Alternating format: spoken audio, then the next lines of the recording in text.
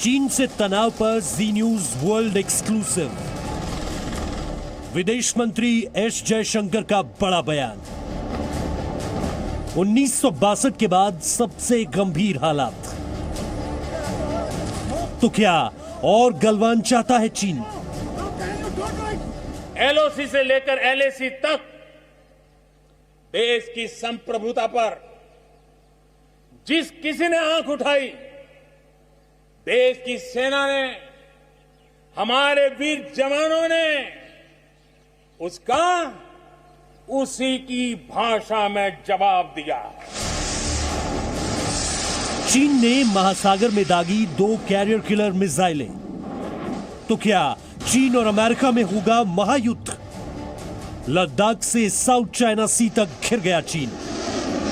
भारत की एक शक्ति ने दुनिया में जो बदलाव लाया, विस्तारवाद के लिए चुनौती बन गया भारत। इतिहास इस बात को कभी नकार नहीं सकता है।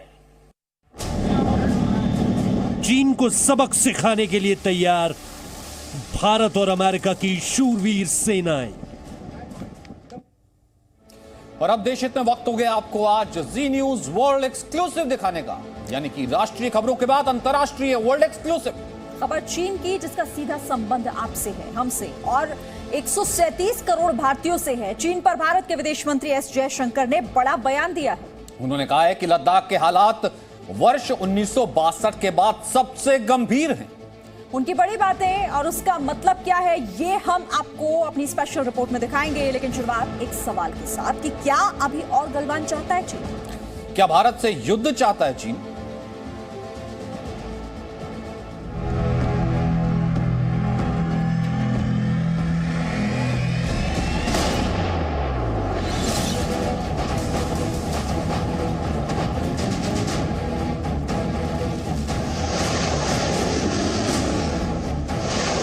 चीन की चालाकियों पर भारत का अब तक का सबसे बड़ा बयान।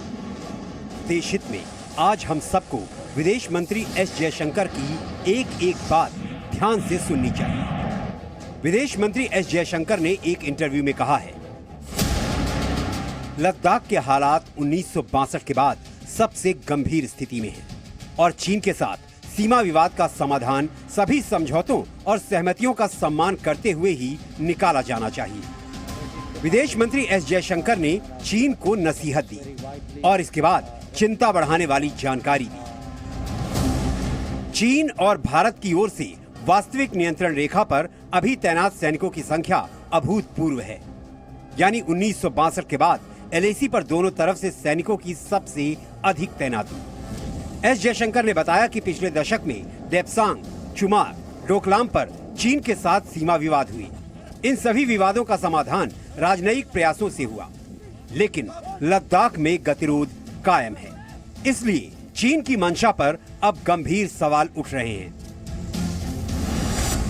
क्या 15-16 जून की रात गलवान में मिली करारी हार को चीन पचा नहीं पा रहा है? क्या चीन अभी कई और गलवान की फिराक में है? क्या चीन लद्दाख में कुछ बड़ा करने की कोशिश में है?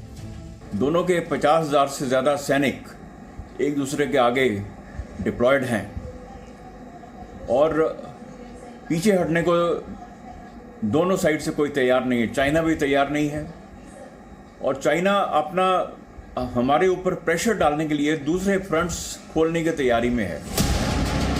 चीन का दिमाग चालाकियों से भरा हुआ है, इसलिए चीन के विरुद्ध भारत 2 मोर्चों पर एक साथ काम कर रहा है। हिंदुस्तान एक तरफ कूटनीति का रास्ता अपना रहा है, तो दूसरी तरफ राष्ट्रीय सैन्य सलाहकार यानी सीडीएस ने चीन को सबसे बड़ी चेतावनी दी है कि एलएसी पर पीपल्स लिबरेशन आर्मी को सबक सिखाने के लिए भारत की सेनाएं हर पल तैनात हैं। मतलब ये कि चीन की अब एक भी गलती उस पर बहुत भारी पड़ेगी।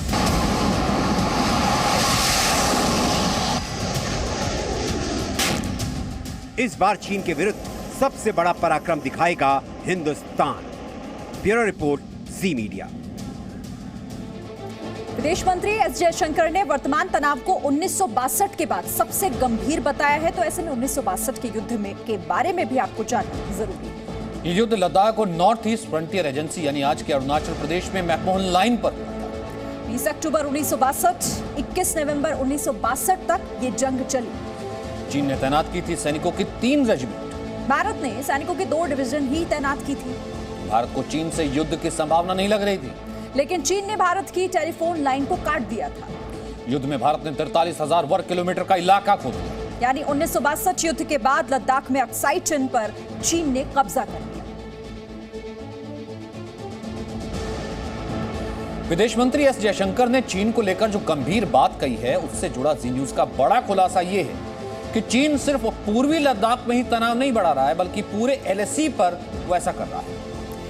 सैनिकों की संख्या में एलएसी पर वो इजाफा करना चाह रहा है और चीन ने उत्तर पूर्व में डोकलाम की दूसरी तरफ निगरानी के उपकरण तैनात किए। तिब्बत के ग्यानसे में बड़ा सैनिक ठिकाना भी उसने तैयार कर लिया है। ये चीन की विशाल सैनिक छावनी है। वहां 6 बटालियन रखने के लिए इमारतों का निर्माण हो रहा है। ग्यानसे में 6 बटालियन हेडक्वार्टर के अलावा चीन यहाँ एक प्रशासनिक मुख्यालय भी बना रहा है। 600 से अधिक गाड़ियों के शेड्स के अलावा बहुत बड़ी तादाद में उपकरणों के रखने के लिए भी शेड्स बनाए जा रहे हैं। एक आर्टिलरी रेजिमेंट को ग्यानसे से 14 किलोमीटर दूर तैनात किया गया। ये ब्रिगेड हेडक्वार्टर ऐसी जगह पर है जहां से चीन सिक्किम और अरुणाचल दोनों पर नजर रख सकता है या फिर सैनिक अभियान शुरू कर सकता है। चीन ने 20 जून से 6 जुलाई के बीच सिक्किम के पास डोकलाम के दूसरी ओर दीवार और वॉच टावर जैसे निर्माण किए। लद्दाख के बाद सिक्किम और अरुणाचल के पास सैन्य निर्माण से यह आशंका बढ़ गई कि चीन भारत के साथ जारी विवाद को बड़े इलाके में फैलाना चाहता है।